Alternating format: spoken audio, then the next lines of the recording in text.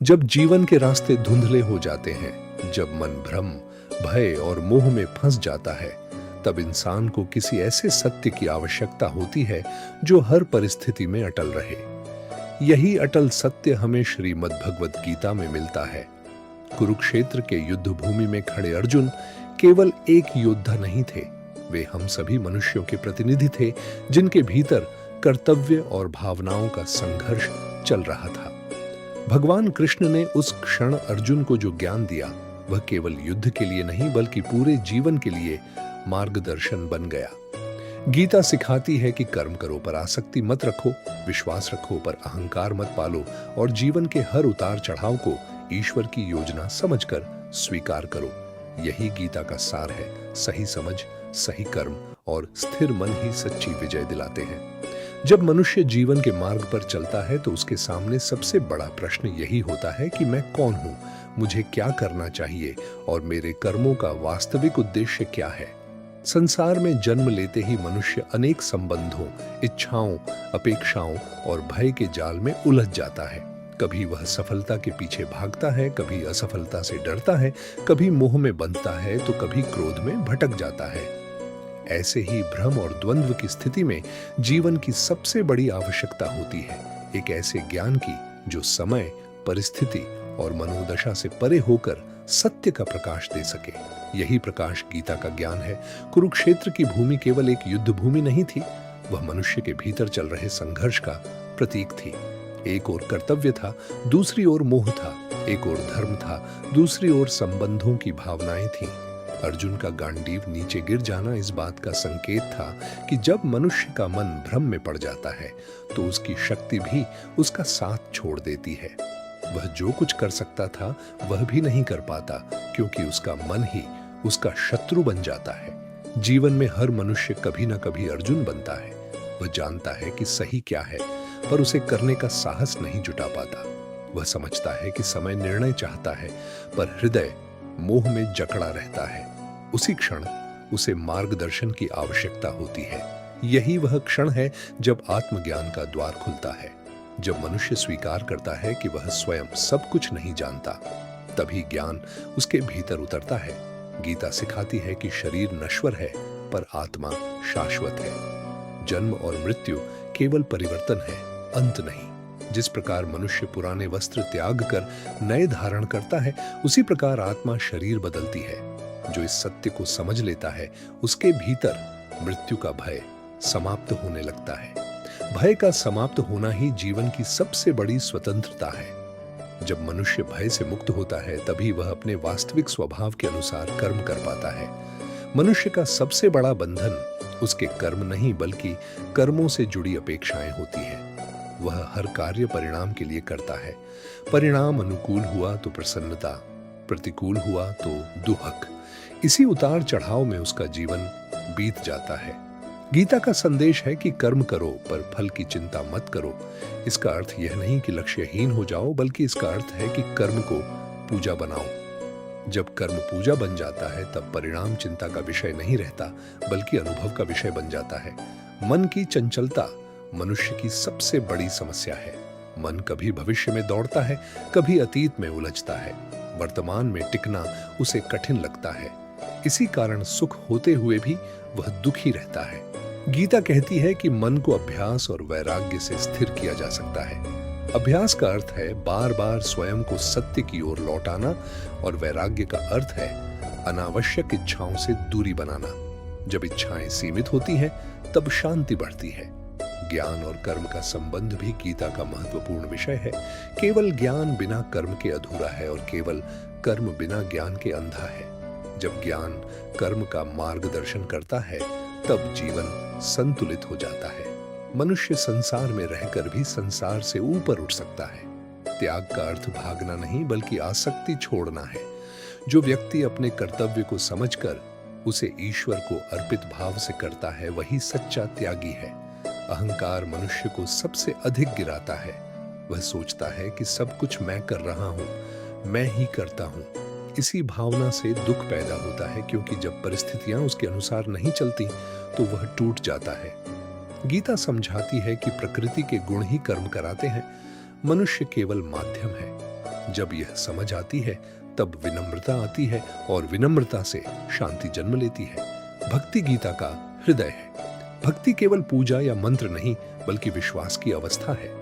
जब मनुष्य अपने भीतर यह अनुभव करता है कि एक परम शक्ति उसकी हर परिस्थिति में साथ है, तब उसका भय समाप्त होने लगता है। वह अकेला महसूस नहीं करता। भक्ति मन को सरल बनाती है। जटिलता बुद्धि की देन है, सरलता आत्मा की पहचान है। संसार परिवर्तनशील है। सुख और दुख, लाभ और हानि, मान और अपमान आते जाते रहते हैं। जो इन सब में संभव रखता है वही स्थिर बुद्धि कहलाता है। स्थिर बुद्धि वाला व्यक्ति परिस्थितियों से नहीं हिलता, क्योंकि उसकी जड़ें भीतर होती हैं, बाहर नहीं। वह बाहरी उपलब्धियों से स्वयं को नहीं मापता, बल्कि अपने अंतःकरण की शांति से स्वयं को पहचानता है। इच्छाएं कभी समाप्त नहीं होती। एक पूरी हुई तो दूसरी खड़ी हो जाती है। इसी कारण मनुष्य संतोष नहीं पा पाता। गीता कहती है कि संतोष बाहर की वस्तुओं से नहीं बल्कि भीतर की तृप्ति से आता है। जब मनुष्य अपने कर्म को सेवा समझकर करता है, तब संतोष जन्म लेता है। सेवा का अर्थ केवल दूसरों की सहायता नहीं बल्कि हर कार्य को पवित्र भावना से करना है। क्रोध और लोभ मन के शत्रु हैं। क्रोध विवेक को नष्ट करता है और लोभ संतोष को। जब विवेक और संतोष चले जाते हैं, तब जीवन अशांत हो जाता है। गीता सिखाती है कि इंद्रियों को नियंत्रित करना आवश्यक है, क्योंकि अनियंत्रित इंद्रियां मन को भटका देती है। नियंत्रण दमन नहीं बल्कि दिशा देना है। जैसे नदी को किनारे दिशा देते हैं, वैसे ही अनुशासन जीवन को दिशा देता है। मनुष्य अपने स्वभाव के अनुसार कर्म करता है।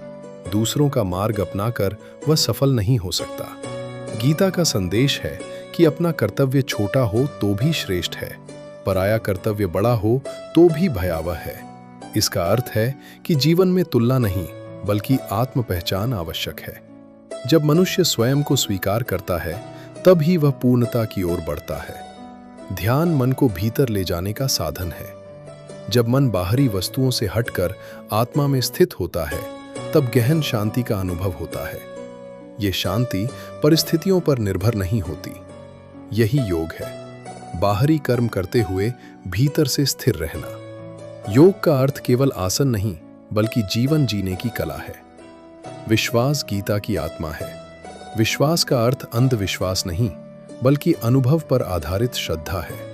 जब मनुष्य बार बार देखता है कि हर कठिनाई के पीछे कोई सीख छिपी होती है, तब उसका विश्वास दृढ़ होने लगता है। वह जीवन को संघर्ष नहीं बल्कि यात्रा समझने लगता है। अंततः गीता मनुष्य को यह समझाती है कि वह अकेला नहीं है। एक परम चेतना इस सृष्टि में व्याप्त है और वही सबका आधार है। जब मनुष्य अपने अहंकार को छोड़कर उस चेतना से जुड़ता है, तब उसके भीतर करुणा, धैर्य और साहस का धम्म होता है। तब वह केवल अपने लिए नहीं बल्कि समस्त जगत के लिए जीने लगता है। इस प्रकार गीता का सार यही है कि मनुष्य अपने वास्तविक स्वरूप को पहचाने, अपने कर्तव्य को समझे, परिणाम को ईश्वर पर छोड़ दे और संभाव में स्थित रहे। यही जीवन की सच्ची सफलता है और यही आंतरिक मुक्ति का मार्ग है। अब आगे का चिंतन मनुष्य के भीतर के परिवर्तन से प्रारंभ होता है। जब वह गीता के ज्ञान को केवल सुनता नहीं बल्कि जीने लगता है, तब उसका दृष्टिकोण बदलने लगता है। पहले जो घटनाएं उसे तोड़ देती थीं, वही अब उसे सिखाने लगती हैं। वह समझने लगता है कि परिस्थितियां शत्रु नहीं होती, वे शिक्षक होती हैं। हर चुनौती उसके भीतर छिपी शक्ति को जगाने आती है। जब यह समझ दृढ़ हो जाती है, तब शिकायत समाप्त हो जाती है और स्वीकार जन्म लेता है। स्वीकार का अर्थ हार मान लेना नहीं बल्कि सत्य को पहचान लेना है। मनुष्य जब वास्तविकता को स्वीकार करता है, तभी वह उसे बदलने की सही दिशा खोज पाता है। विरोध में ऊर्जा नष्ट होती है और समझ में ऊर्जा निर्मित होती है। इसलिए ज्ञानी व्यक्ति परिस्थितियों से लड़ता नहीं, उन्हें साधता है। वह अपने भीतर ऐसा संतुलन विकसित करता है कि बाहरी हलचल उसकी आंतरिक शांति को छू नहीं पाती। समय का प्रवाह जीवन का सबसे बड़ा गुरु है। जो आज सुख है वह कल स्मृति बन जाएगा और जो आज दुख है वह भी कल अनुभव बन जाएगा। इसलिए गीता सिखाती है कि क्षणिक घटनाओं को शाश्वत मत मानो। मनुष्य जब क्षण को अनंत समझ लेता है तभी पीड़ा गहरी हो जाती है। पर जो परिवर्तन को नियम मान लेता है वह टूटता नहीं, परिपक्व होता है। मन की एक प्रवृत्ति होती है संग्रह करना। वह वस्तुएं, संबंध, पहचान और प्रशंसा सब इकट्ठा करना चाहता है। पर जितना संग्रह बढ़ता है उतना भय भी बढ़ता है। खोने का भय, छूटने का भय और तुलना का भय। इसलिए गीता त्याग की बात करती है। त्याग का अर्थ छोड़ देना नहीं, बल्कि निर्भरता समाप्त करना है। जब मनुष्य वस्तुओं का उपयोग करता है पर उनसे अपनी पहचान नहीं जोड़ता, तब वह स्वतंत्र हो जाता है। स्वतंत्रता बाहर की परिस्थिति नहीं, भीतर की अवस्था है। कोई व्यक्ति महल में रहकर भी बंधन में हो सकता है और कोई साधारण जीवन जीकर भी मुक्त हो सकता है। बंधन इच्छा की पकड़ है और मुक्ति जागरूकता की पहचान। जो देख लेता है कि सब कुछ बदल रहा है, वह पकड़ ढीली कर देता है और पकड़ ढीली होते ही मन हल्का हो जाता है। जीवन में संबंधों का स्थान भी महत्वपूर्ण है। मनुष्य समाज में रहता है, इसलिए उसे प्रेम, कर्तव्य और सहयोग की आवश्यकता होती है। पर गीता सिखाती है कि संबंध अधिकार से नहीं, आदर से चलने चाहिए। अधिकार अपेक्षा पैदा करता है और अपेक्षा दुख। आदर स्वतंत्रता देता है और स्वतंत्रता प्रेम को गहरा करती है। जब संबंध स्वामित्व से मुक्त होते हैं, तब वे पूजा बन जाते हैं। कर्म का एक और रहस्य है नियत। बाहरी कार्य समान हो सकते हैं, पर भावना उन्हें अलग बना देती है। एक व्यक्ति दान करता है प्रसिद्धि के लिए और दूसरा सेवा के लिए। बाहरी दृष्टि से दोनों समान दिखते हैं, पर आंतरिक फल भिन्न होते हैं। इसलिए गीता कहती है कि शुद्ध भाव से किया गया छोटा कर्म भी महान है और स्वार्थ से किया गया बड़ा कर्म भी अधूरा है। धैर्य साधना का आधार है। मनुष्य तुरंत परिणाम चाहता है, इसलिए अधीर हो जाता है। वह बीज बोकर उसी दिन वृक्ष देखना चाहता है, पर प्रकृति जब वो उस स्थिति को बार बार अनुभव करता है, तब जीवन ध्यान बन जाता है। तब हर कार्य पूजा और हर श्वास प्रार्थना बन जाती है। यही गीता का गहन संदेश है कि बाहर की दुनिया को जीतने से पहले भीतर को समझो। भीतर स्पष्टता आ जाए तो बाहर की उलझनें सरल हो जाती हैं। जो स्वयं को जान लेता है वो परिस्थितियों का दास नहीं रहता, वो उनका साधक बन जाता है। और जो साधक बन जाता है वही अंततः आनंद को प्राप्त करता है। अब इस संपूर्ण विचार का अंतिम सार मनुष्य के जीवन की दिशा को स्पष्ट करता है। जब वो पूरे ज्ञान को एक सूत्र में पिरोकर देखता है, तब उसे समझ आता है कि जीवन का उद्देश्य केवल जी लेना नहीं, बल्कि जाग कर जीना है। जागना अर्थात ये जानना कि मैं परिस्थितियों का परिणाम नहीं, बल्कि चेतना का अंश हूं। जैसे ही यह अनुभूति गहराती है, वैसे ही भय, तुलना और असुरक्षा का प्रभाव कम होने लगता है। मनुष्य समझ जाता है कि संसार परिवर्तन का क्षेत्र है और आत्मा स्थिरता का आधार। बाहर पकड़ने की चेष्टा दुख देती है और भीतर टिकने की क्षमता शांति देती है। इसलिए वो धीरे धीरे परिणाम से अधिक प्रक्रिया में आनंद लेने लगता है। उसे कर्म बोझ नहीं लगता, बल्कि अवसर लगता है। संबंध अपेक्षा नहीं लगते, बल्कि सहयोग लगते हैं। और समय शत्रु नहीं, बल्कि मार्गदर्शक प्रतीत होता है। जब यह दृष्टि स्थिर होती है, तब सफलता और असफलता का अर्थ बदल जाता है। सफलता अहंकार नहीं बढ़ाती और असफलता आत्मविश्वास नहीं घटाती। दोनों अनुभव बनकर विकास का कारण बनते हैं। मनुष्य देखता है कि हर घटना उसे किसी गहरी समझ की ओर ले जा रही है। तब वो भाग्य को दोष देना छोड़ देता है और वर्तमान को साधना बना लेता है। धीरे धीरे उसके भीतर करुणा का जन्म होता है, क्योंकि वो समझ लेता है कि हर व्यक्ति अपने स्तर की समझ से ही कर्म कर रहा है।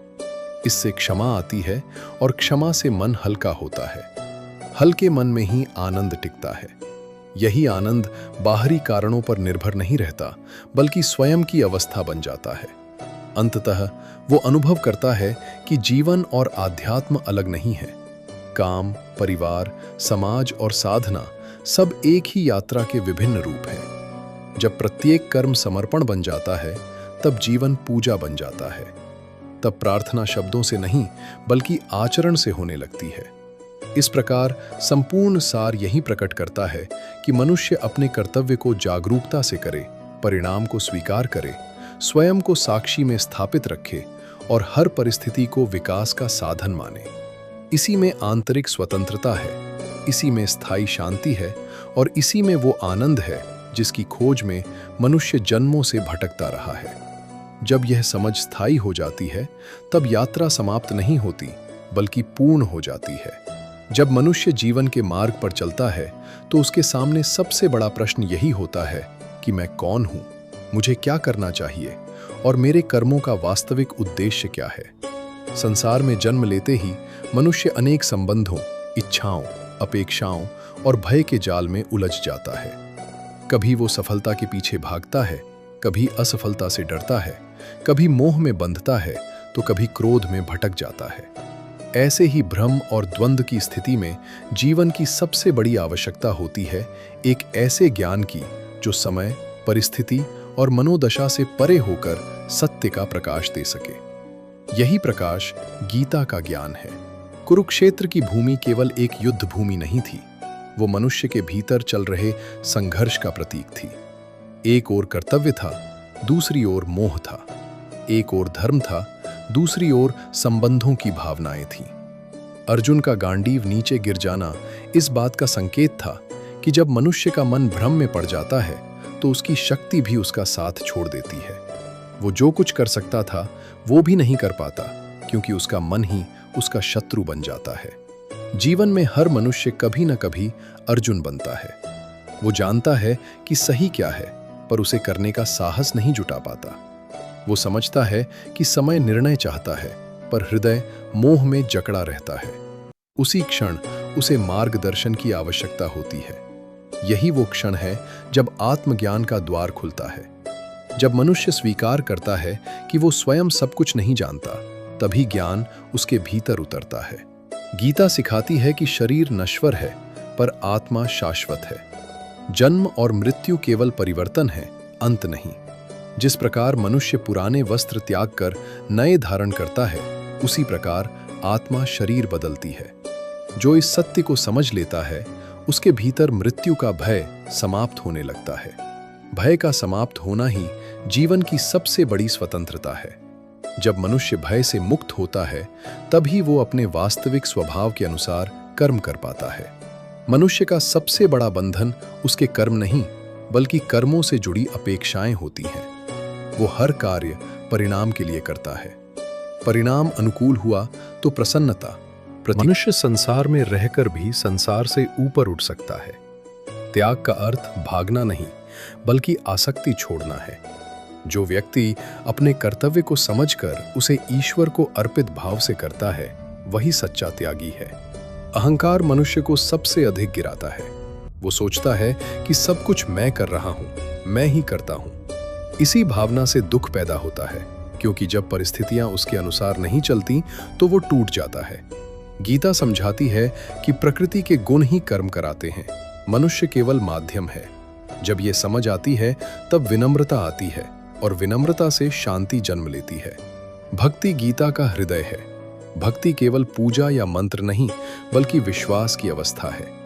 जब मनुष्य अपने भीतर ये अनुभव करता है कि एक परम शक्ति उसकी हर परिस्थिति में साथ है, तब उसका भय समाप्त होने लगता है। वो अकेला महसूस नहीं करता। भक्ति मन को सरल बनाती है। जटिलता बुद्धि की देन है, सरलता आत्मा की पहचान है। संसार परिवर्तनशील है। सुख और दुख, लाभ और हानि, मान और अपमान आते जाते रहते हैं। जो इन सब में संभाव रखता है, वही स्थिर बुद्धि कहलाता है। स्थिर बुद्धि वाला व्यक्ति परिस्थितियों से नहीं हिलता, क्योंकि उसकी जड़ें भीतर होती हैं, बाहर नहीं। वो बाहरी उपलब्धियों से स्वयं को नहीं मापता, बल्कि अपने अंतःकरण की शांति से स्वयं को पहचानता है। इच्छाएं कभी समाप्त नहीं होती। एक पूरी हुई तो दूसरी खड़ी हो जाती है। इसी कारण मनुष्य संतोष नहीं पा पाता।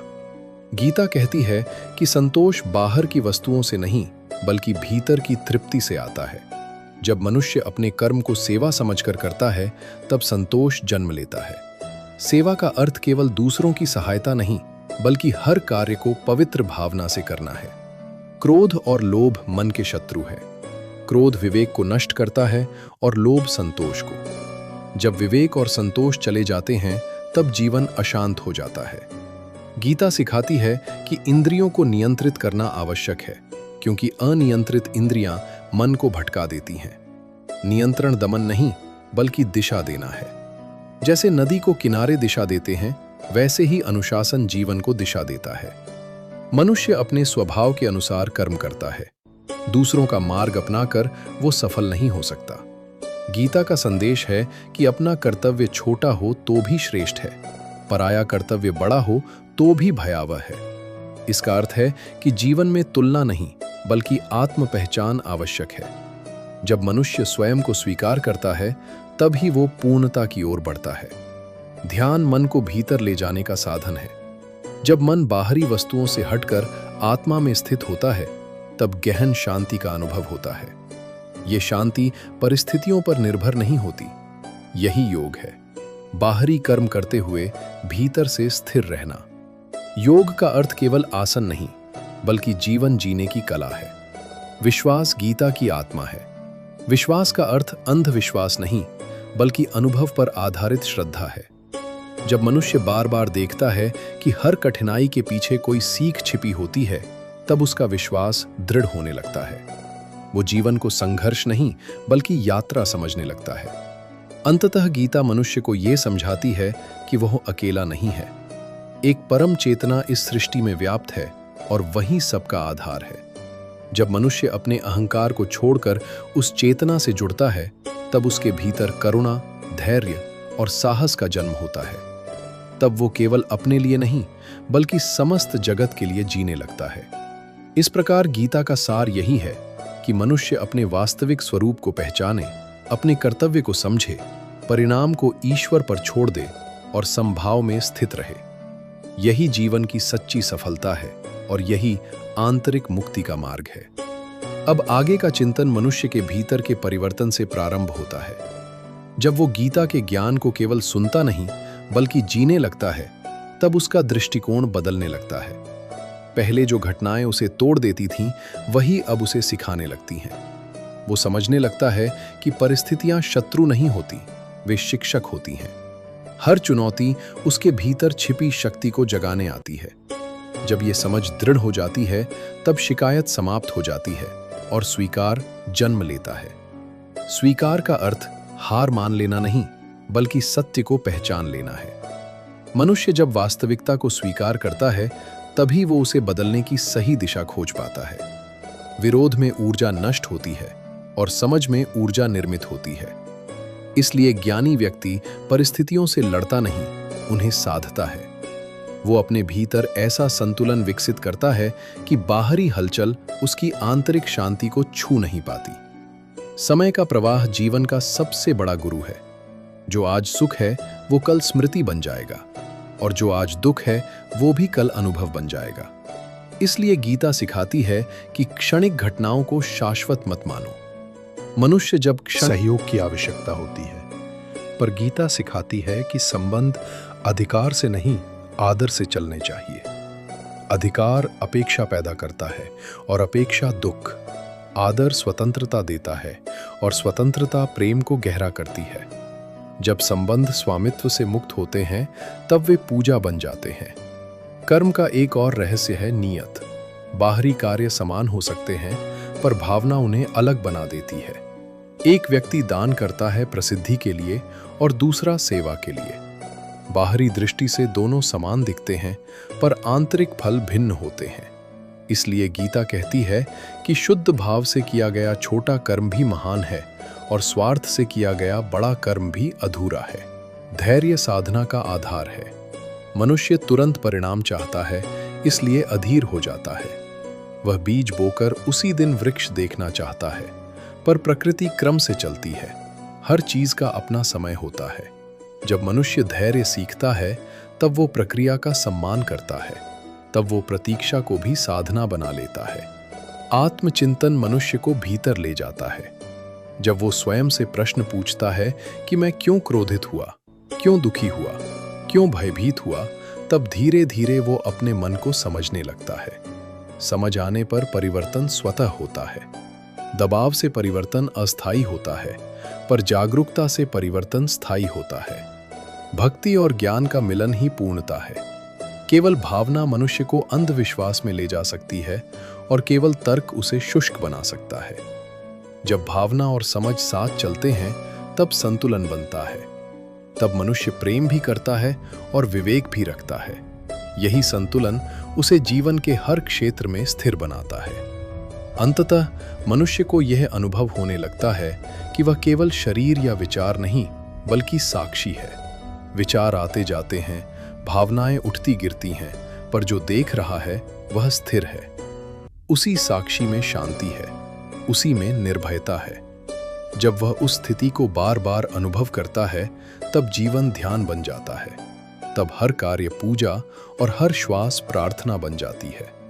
यही गीता का गहन संदेश है कि बाहर की दुनिया को जीतने से पहले भीतर को समझो।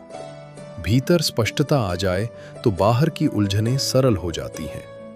जो स्वयं को जान लेता है वो परिस्थितियों का दास नहीं रहता, वो उनका साधक बन जाता है। और जो साधक बन जाता है वही अंततः आनंद को प्राप्त करता है। अब इस संपूर्ण विचार का अंतिम सार मनुष्य के जीवन की दिशा को स्पष्ट करता है। जब वह पूरे ज्ञान को एक सूत्र में पिरोकर देखता है, तब उसे समझ आता है कि जीवन का उद्देश्य केवल जी लेना नहीं, बल्कि जाग कर जीना है।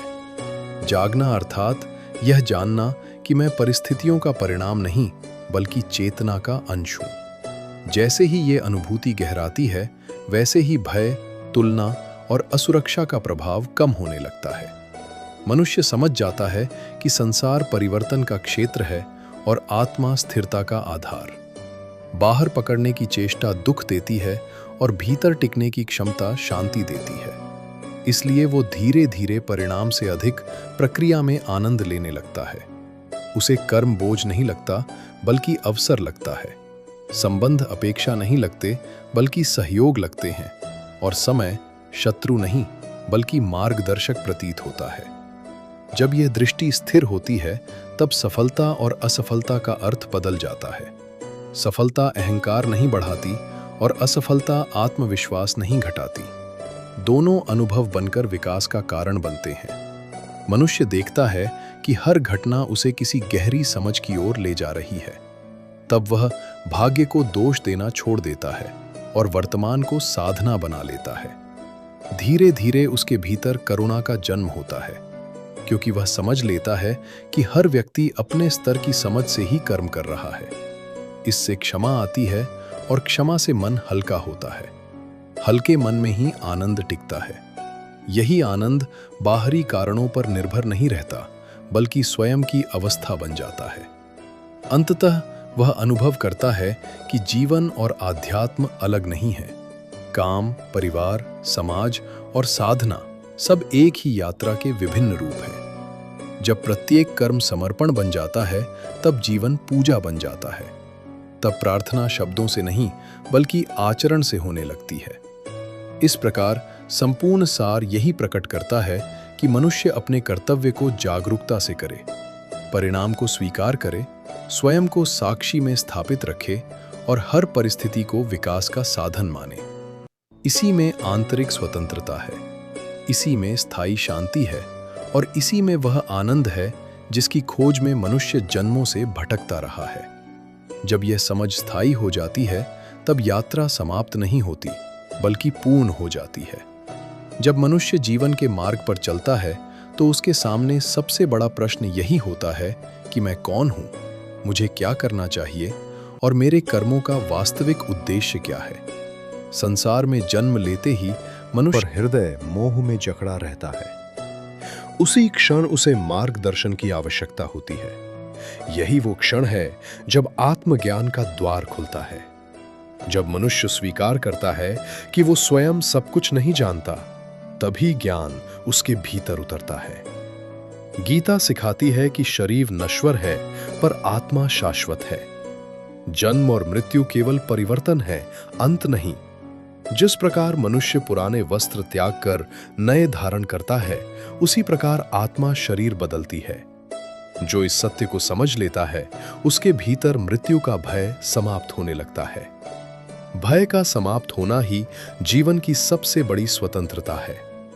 जब मनुष्य भय से मुक्त होता है, तभी वो अपने वास्तविक स्वभाव के अनुसार कर्म कर पाता है। मनुष्य का सबसे बड़ा बंधन उसके कर्म नहीं, बल्कि कर्मों से जुड़ी अपेक्षाएं होती हैं।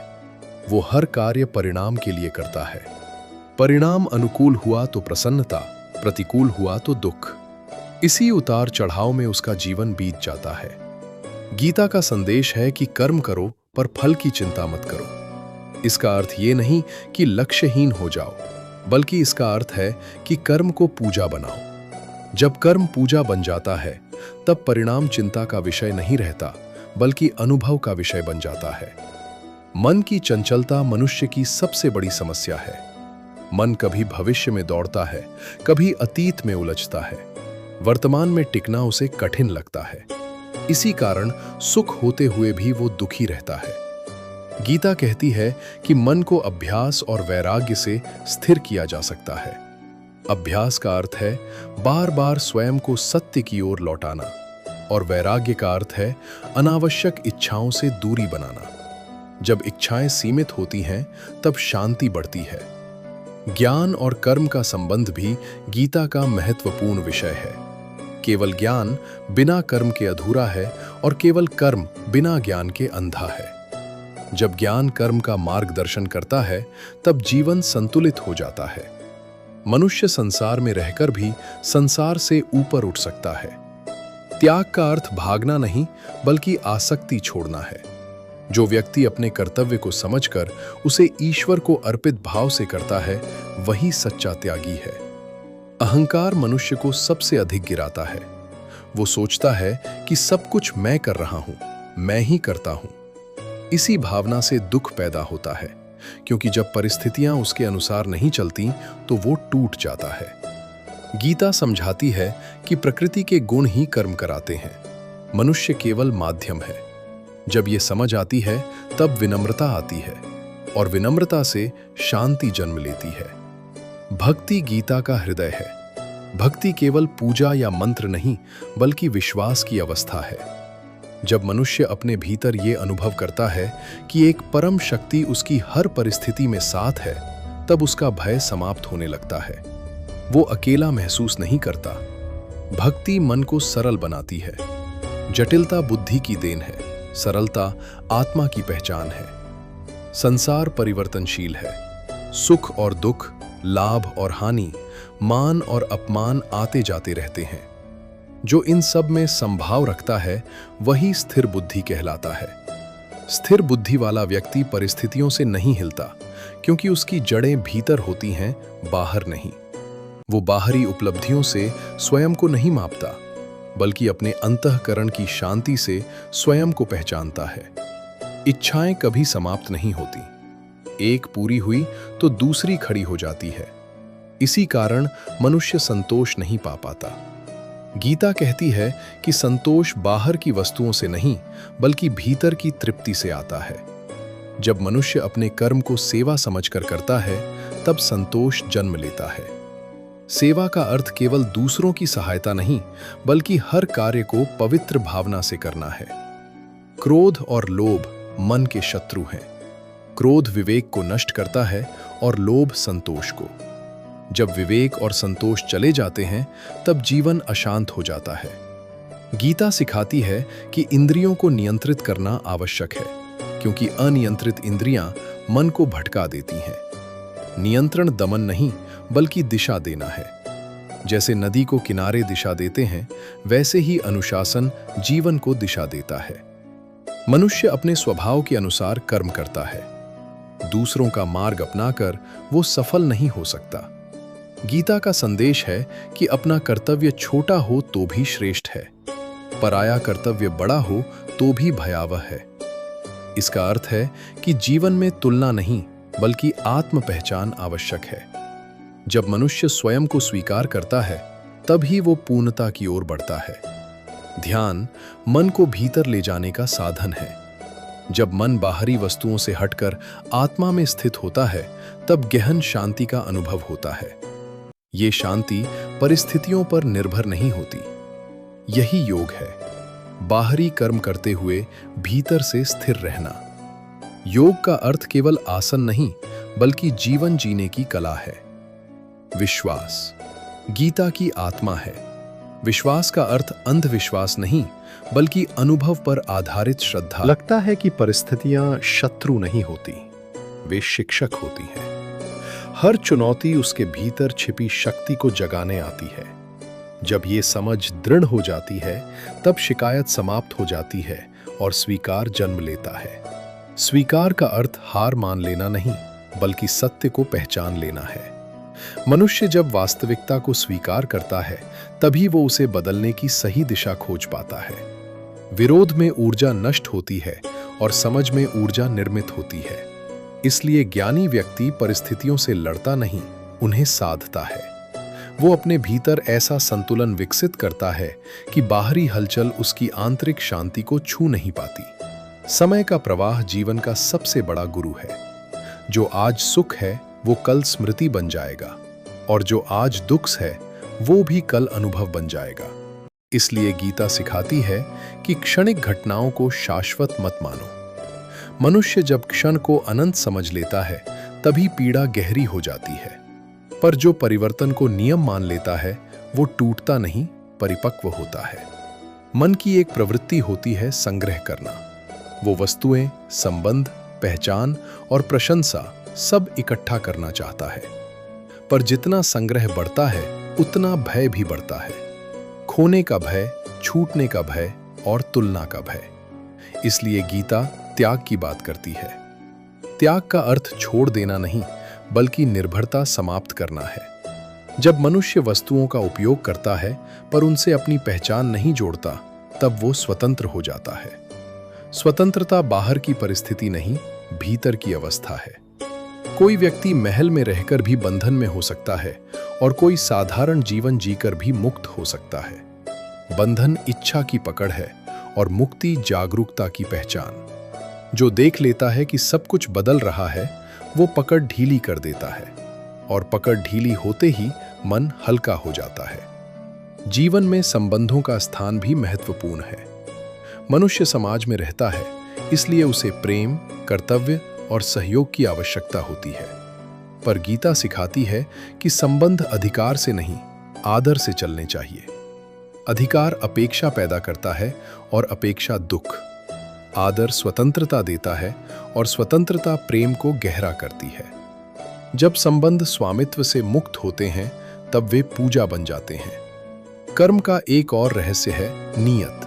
बाहरी कार्य समान हो सकते हैं, पर भावना उन्हें अलग बना देती है। एक व्यक्ति दान करता है प्रसिद्धि के लिए और दूसरा सेवा के लिए। बाहरी दृष्टि से दोनों समान दिखते हैं, पर आंतरिक फल भिन्न होते हैं। इसलिए गीता कहती है कि शुद्ध भाव से किया गया छोटा कर्म भी महान है, और स्वार्थ से किया गया बड़ा कर्म भी अधूरा है। धैर्य साधना का आधार है। मनुष्य तुरंत परिणाम चाहता है, इसलिए अधीर हो जाता है। वो बीज बोकर उसी दिन वृक्ष देखना चाहता है, पर प्रकृति क्रम से चलती है। हर चीज का अपना समय होता है। जब मनुष्य धैर्य सीखता है, तब वो प्रक्रिया का सम्मान करता है। तब वो प्रतीक्षा को भी साधना बना लेता है। आत्मचिंतन मनुष्य को भीतर ले जाता है। जब वो स्वयं से प्रश्न पूछता है कि मैं क्यों क्रोधित हुआ, क्यों दुखी हुआ, क्यों भयभीत हुआ, तब धीरे धीरे वो अपने मन को समझने लगता है। समझ आने पर परिवर्तन स्वतः होता है। दबाव से परिवर्तन अस्थायी होता है, पर जागरूकता से परिवर्तन स्थायी होता है।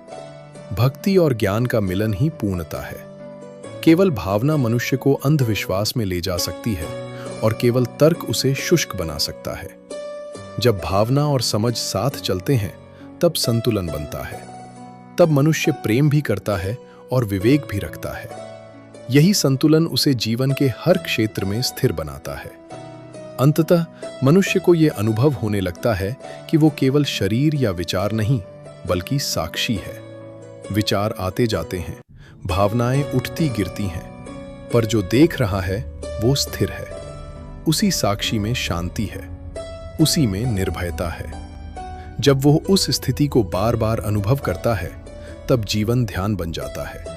तब हर कार्य पूजा और हर श्वास प्रार्थना बन जाती है।